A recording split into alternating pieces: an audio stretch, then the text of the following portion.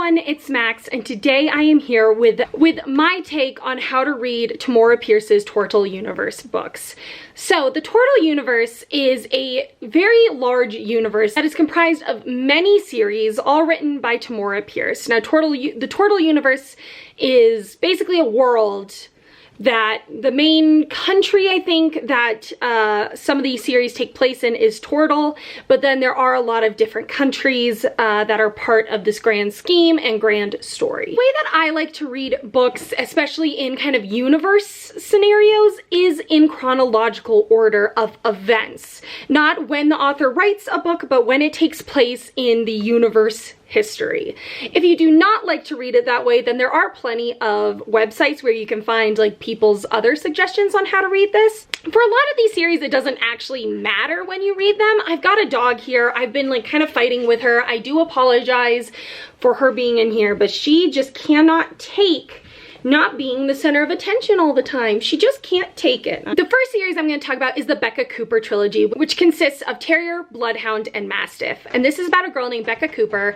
who wants to become a police officer. And on her first year on the force, she learns that there is a crime syndicate going around that are kidnapping children, holding them for ransom, and if the ransom isn't paid, they are killing them.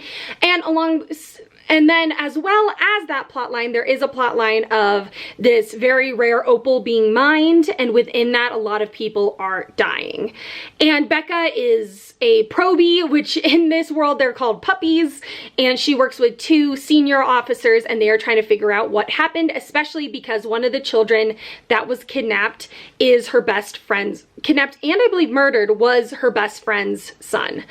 I really enjoyed this series. I really liked Becca as a main character. My big problem that I did have was each book was very on its own. There wasn't much of an overall plot line. Each book was very much on its own sort of book, where you don't get like a plot that goes throughout the whole series. The series does build where the first book takes place really in one city, the next book takes place across the whole country, and then the last book takes place through the world, which I did really like that growth. I just wish that there was more of an extending plot line to keep us interested from book to book, because really the only thing that brings you along through the books is Becca, which I really like Becca, but that's it. I did definitely want a more series plot instead of just separate plots each book.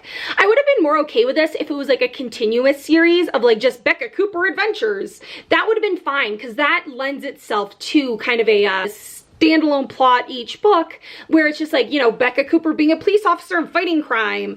But it was a trilogy, and that was it. And I just wish that there had been like a trilogy plotline.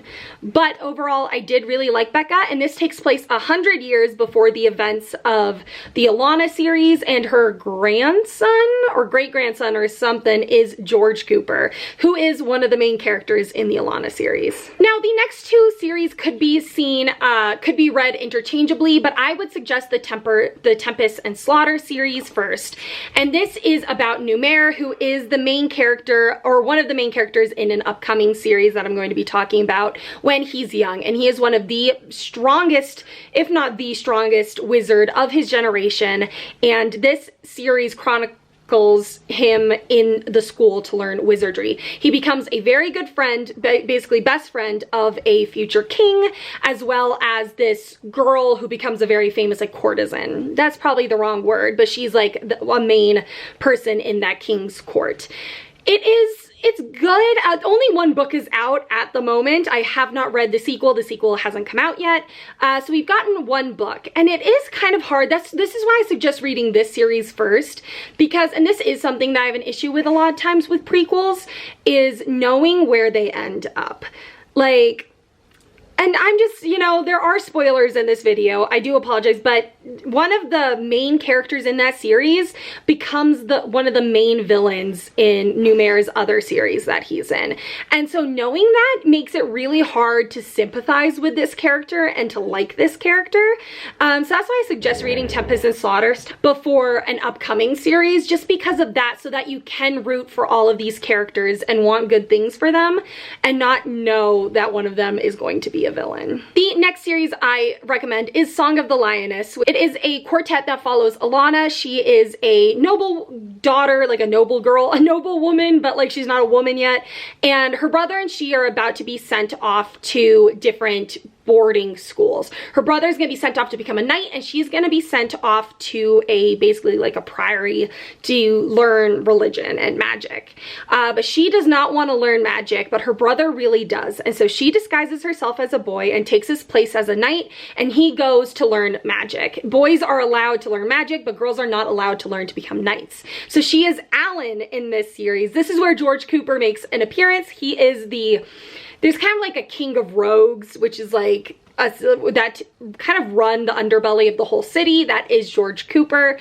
And she also becomes very close friends with the heir and all these noble men's sons. And she's also learning that she is favored by a god, and she is just kind of trying to keep her secret. And then there is a mage who's becoming more and more powerful and more bad. And I really loved this series. I think Alana was such a great main character. This is my favorite series in the Tortall universe, and it was the first one that I read. Is it kind of geared towards a younger audience? Yes, but so are all of these books. But I really like that Tamora Pierce has it that, you know, your first love isn't your only love. She has two love interests in this series, and it's really interesting, and I really do like that because I think it is so much more realistic than just having a one and done romance.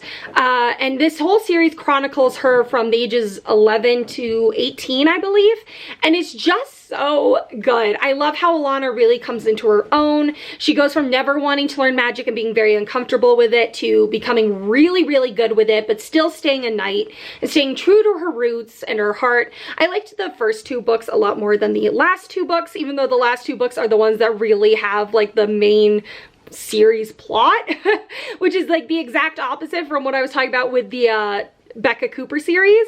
But I just really liked Alana in school, and I did really like our side characters, and I definitely suggest this series. The next series is the Wild Magic Quartet, which is actually called the Immortals Quartet, and this is Numera's second series. Our main character's name is Dane, and she has wild magic, which is a magic that not many people ever learn about or want to touch because it is something that you can't learn. You have to be born with it. And she becomes like a stable hand for the like main horse carer of the, oh my god, of like the school that Alana taught at. Or was at. I probably should have done a lot more prep for this video because I feel like I'm all over the place.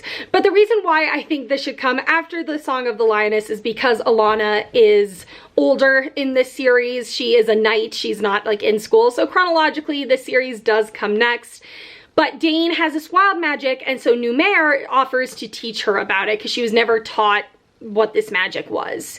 And there is also a rise of an issue between different countries, one of which has our villain that you know from the first Numera series, and also immortals, which are these creatures that aren't human, are kind of like rising, and they are becoming a real threat and a real issue. And so they are fighting against these immortals and also with these immortals against other humans. And Dane is at the center of all of it. There is an age gap romance that was really, I probably should have expected it because I feel like a lot of people probably saw it coming, but I just didn't because Numera is an adult and Dane is not. When they first, like when the series first starts. So when they get together in the last book, I was just like, what? I couldn't believe it when all of a sudden they were kissing. I was like, wait, I was like, what? Like, since when? And maybe it was the audiobook reader that just didn't make me think that there was anything between them, or it was the writing, but I was so taken aback by it. But it was okay. The series itself, the plot was really interesting. It was just the romance that kind of threw me off. All right, the next series is the Protector of the Small series, which follows Calandry, who is the first female knight in training after Alana. She doesn't have to pretend she's a boy because now it's like girls are welcome. It's just like none ever apply, and it is her time at this school. And I really enjoyed this series. I think Tamora Pierce did a really good job at still battling sexism while it's a children's series or a middle grade series. So it's not as bad as like adult or even young adult would be, but it's still pretty brutal. And I think she handled it pretty well. I did not like how bullying was handled in this at all. Very much snitches get stitches, and like you never go to teachers about stuff, and I just don't think that is the right message to be putting out. Like these days it's like, please tell adults if you're being bullied, especially to the extent that Kel was being bullied. Like she almost died and she's like, oh, I can't tell professors. I'm like, you really? Like, that is not a good message. It's really, really not. And it just really angered me because it was never really resolved, because the bad guys who were bullies didn't, like, something happened, but it didn't feel like justice. It was just like, okay, they're not gonna be a problem anymore, but it didn't, like, there was no, like, oh, and bullying is bad, like, moral. Like, there was nothing, like, they weren't punished for being bullies. They were punished for something else. And it was just, I just didn't like it. I was like, it needed to be dealt with, and it wasn't. Character did say like, I should have done this better, but that was the extent of it. And it really drove me crazy. And I really liked Kel as a main character. I think she handled herself really well. I think she made some really smart decisions. And this series, who are the main bad guys in this? I can't remember. But there is a series plot. A lot of times with Tamora Pierce books, I find the series plot reveals itself later in the series. So that happened with the Lioness series, the Immortal series, and the Protector of the Small series, where the real like series plot doesn't start till like books 3 and 4. But I think that actually really works, because you kind of take the first 2 books to learn about our characters and get to be really invested in them when they're young. And so when this main series plotline happens, it's when they're a little older and it makes a little bit more sense. But overall, I did really enjoy the series. I gave the first one a 5 out of 5 stars, but I do think that the bullying could have been handled a lot better. All right, and then the last series, the series I suggest you read in 6th place, is the Daughter of the Lioness duology. And honestly, this is by far my least favorite Tortall universe series. I just don't think it's necessary, like, at all. This follows Alana's daughter, and I have a really hard time, and I realized this like this month that I was reading this, was that I realized I don't like series where our main characters from other series are parents, because either they're really bad parents, or they're absent parents, or they're just like overbearing parents. Like they can never just be good parents, and I really hate that, because I think Alana would have been a great mom, but instead she's like, I've been a terrible mom. She literally says that, I've been a terrible mom, and I'm like, why? Why make her a terrible mom? Why make any of these people terrible parents? It's for the plot, but it's like, I don't want to now dislike our main characters from other series. And her daughter, so Alana really wants her daughter, I can't remember her name, Allie, I think she goes by, to become a knight. But she really wants to take after her dad and become a spy.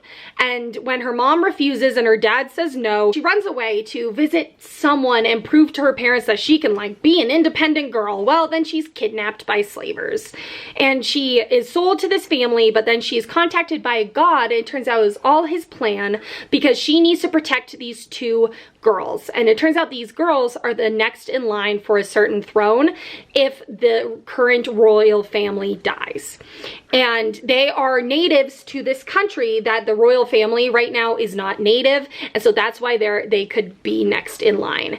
And so they go back to this country, and it is Allie's job to protect them and find out who their enemies are and stop them and get one of these girls on the throne.